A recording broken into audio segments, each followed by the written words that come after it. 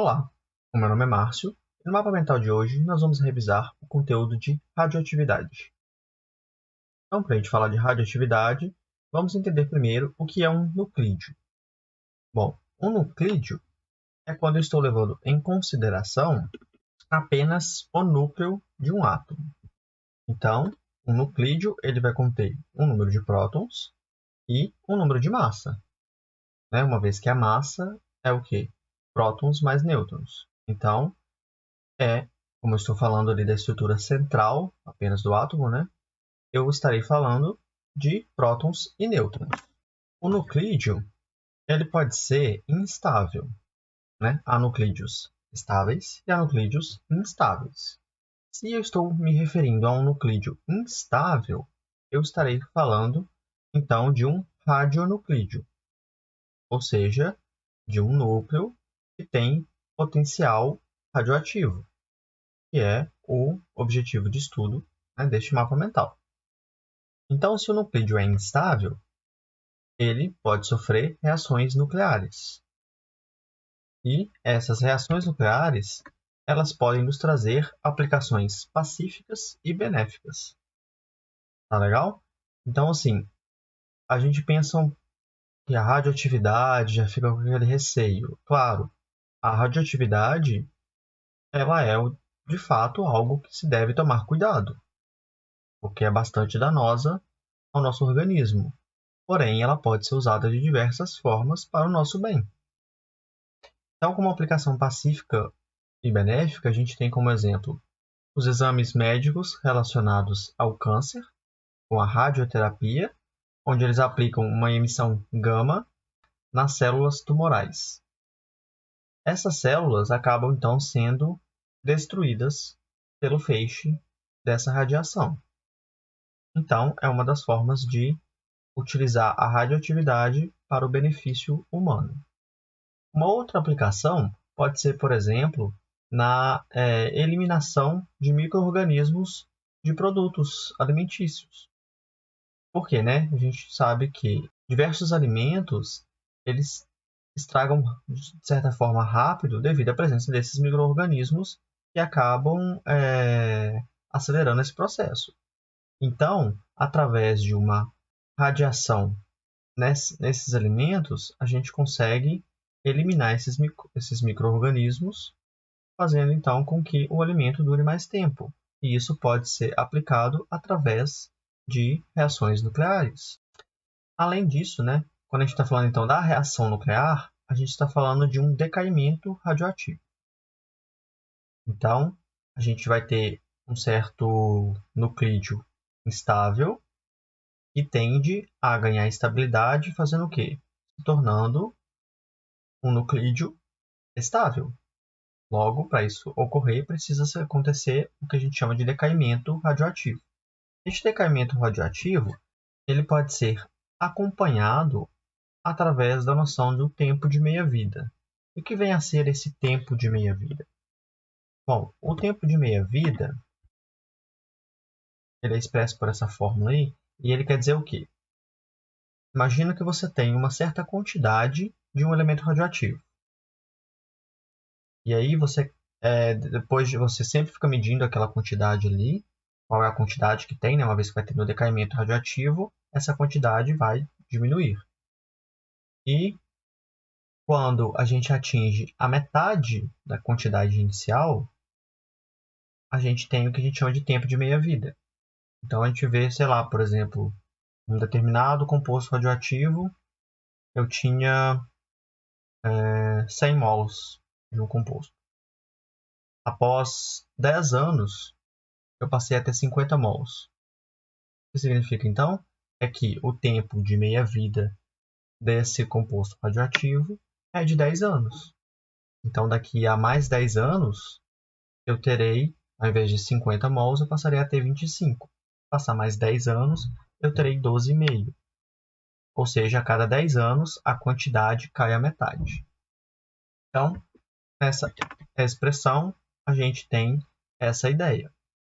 Então, aqui, a quantidade de matéria radioativa que eu tenho, ela vai ser dependente da quantidade inicial de matéria que eu tinha dividido por 2 elevado a x, onde esse x aqui é o número de vezes que ela atingiu essa meia-vida.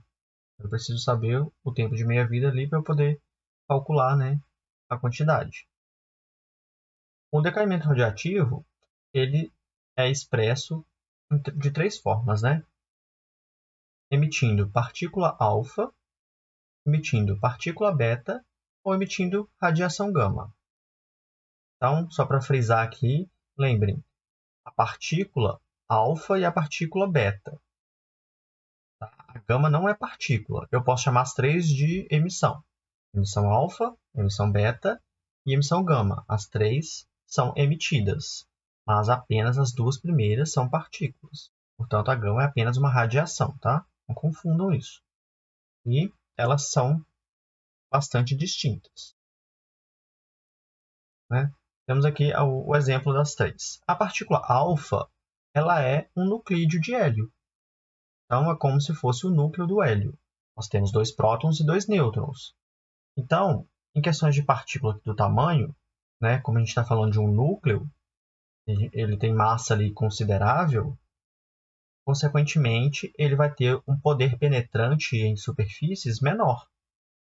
Então, esse tipo de partícula ela consegue passar por uma folha, por exemplo, pela nossa pele, mas ela não consegue passar por uma camada fina de alumínio, por exemplo. E, consequentemente, também, né, como ela tem massa ali, né, maior do que as outras ali, ela acaba tendo a velocidade menor do que as 3. Então, ela tem a menor velocidade e o menor poder penetrante. Okay? Já a partícula beta, ela é como se fosse um elétron. Como se fosse, não, é um elétron. E esse elétron, ele foi expulso do núcleo. Mas espera, tô falando de elétron no núcleo? Como assim? Sim, por quê? Ele tem, né, ele veio do núcleo e eu vou explicar agora o porquê. No núcleo nós temos, né, os prótons, que têm carga positiva, e os nêutrons, que não têm carga. A composição do nêutron é próton, elétron e neutrino. Nós temos essas 3 partículas subatômicas aí dentro. Né? Na verdade tem mais, mas assim, o foco principal são essas 3 aí. Não precisamos entrar em detalhe demais, não é uma aula de física. Né? Então nós temos essas 3. Física avançada, inclusive. Então o que acontece? Se há o rompimento de um nêutron, eu vou ter a expulsão da minha partícula beta, que é um elétron, e do neutrino, que é uma partícula que tem massa desprezível, igual ao elétron, e a diferença é que ele não possui carga, né? Então o elétron possui carga negativa, o neutrino não tem carga, e o próton ele tem uma massa considerável, inclusive equivalente à do nêutron, né? É o principal ali que dá massa, e tem carga positiva. Então, o que vai acontecer com o meu nuclídeo inicial? Se ele expulsar ali uma partícula beta e, consequentemente, um neutrino junto, né? A massa dele não vai variar. Então, a única coisa que vai variar é o número de próton, que vai aumentar, porque foi expulso ali uma carga negativa e sobrou uma carga positiva. Então, o meu núcleo vai aumentar o número de prótons. Beleza? Mas, como a gente está falando agora em questão de partícula, né? É uma partícula, então ela tem uma massa muito, muito menor, né, do que qualquer elemento ali do núcleo, mas ela ainda tem uma massa. Então, ela vai conseguir penetrar em algumas coisas, como, por exemplo, ela consegue passar pelo papel, né? Se a alfa, que é maior, passa, o elétron com certeza vai passar, partícula beta. E ela consegue também penetrar uma superfície de alumínio de até cerca de 5 centímetros de espessura. E por último, nós temos a radiação gama. Então, como ela é uma radiação, não é uma partícula, ela tem um poder penetrante muito grande. Ela consegue passar pelo papel, passa pelo alumínio e consegue passar até por uma certa espessura de chumbo. Então, quando você tem um lixo radioativo, ele normalmente é armazenado em locais em que há, no seu concreto, uma parede de chumbo bem grossa, de mais de 15 centímetros, para evitar com que essa radiação saia daquela região e contamine o solo ou os animais que estiverem próximos, ou até mesmo humanos, né? E, né, como ela não tem massa, então a radiação, ela é a mais rápida das três, tá? Então a ordem de velocidade ali é a alfa tem a menor, depois vem a beta e a radiação gama e a mais veloz, e também a mesma ordem ali de penetrabilidade. Ok? E agora que a gente já entendeu quais são os tipos de emissão, a gente pode também entender os tipos de reação que se tem. Então, dentro das reações nucleares, nós temos três, que é a transmutação nuclear, a fissão nuclear e a fusão nuclear. A transmutação nuclear, ela ocorre quando você atira partículas, principalmente a alfa, em átomos, formando novos átomos. Esses átomos formados, eles são artificiais, ou seja, eles vão ser isótopos de elementos que existem, porém com um número de massa diferente do que se encontra na natureza, logo, um artificial.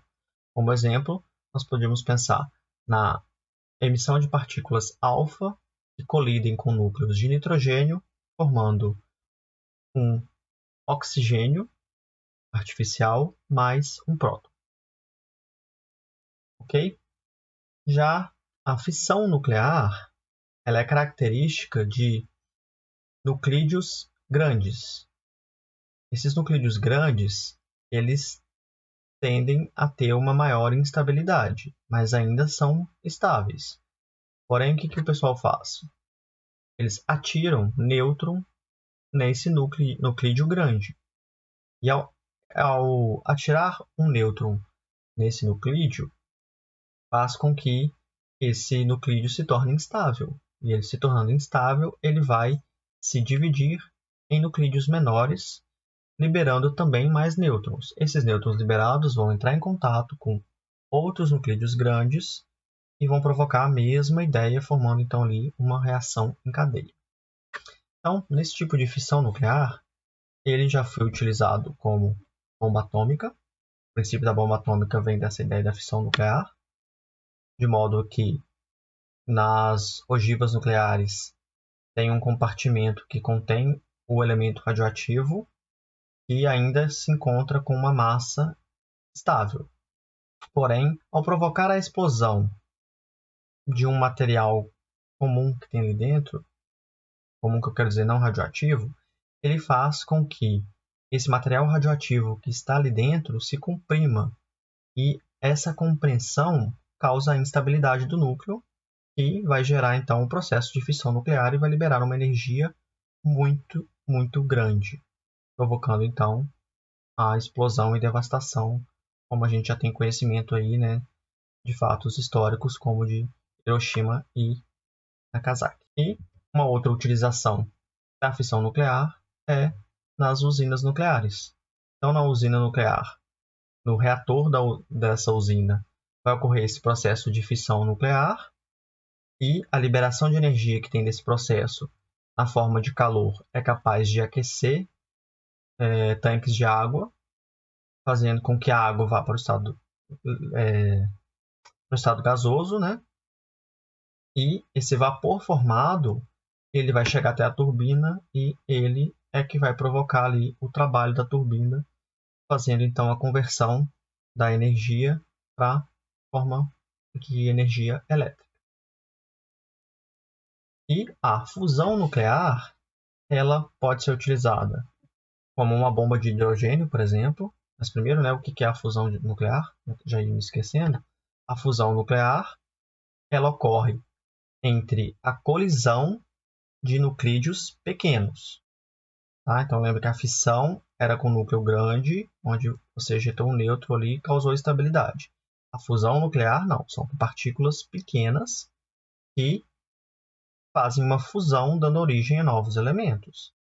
Então, por exemplo, na bomba de hidrogênio, nós temos a fusão de hidrogênio com outro isótopo, o deutério, que é o hidrogênio que tem um nêutron e um próton. A fusão dos dois ali vai gerar a produção do hélio e vai gerar uma quantidade absurda de energia que pode ser catastrófica utilizada como uma bomba. E também é a forma com que o nosso Sol, né, funciona. No nosso Sol ocorre milhares e milhares de fusão nuclear o tempo todo, onde nós temos ali átomos de hidrogênio colidindo formando átomos de hélio, átomos de hidrogênio colidindo com átomos de hélio formando átomos de lítio, átomos de lítio colidindo com átomos de hidrogênio formando berílio, e assim vai até o máximo chegar a produzir ferro. Mais do que isso já não é possível com a fusão nuclear, tá? Que aí já tem um nuclídeo ali relativamente grande, consequentemente a fusão nuclear não vai mais ocorrer. Então, uma das formas de identificar o quão velha é uma estrela é a partir da sua composição química. Quanto mais ferro ela tiver, mais velha é aquela estrela, mais perto de sua morte ela se encontra. Por quê, né? Porque se eu tenho menos partículas que podem provocar a fusão nuclear, ela deixa de fazer a sua função ali, né? Que é ter esse tipo de reação e gerar energia na forma luminosa, de calor e tudo mais. Então, essa é a ideia geral deste conteúdo de radioatividade e espero vocês no nosso próximo mapa mental.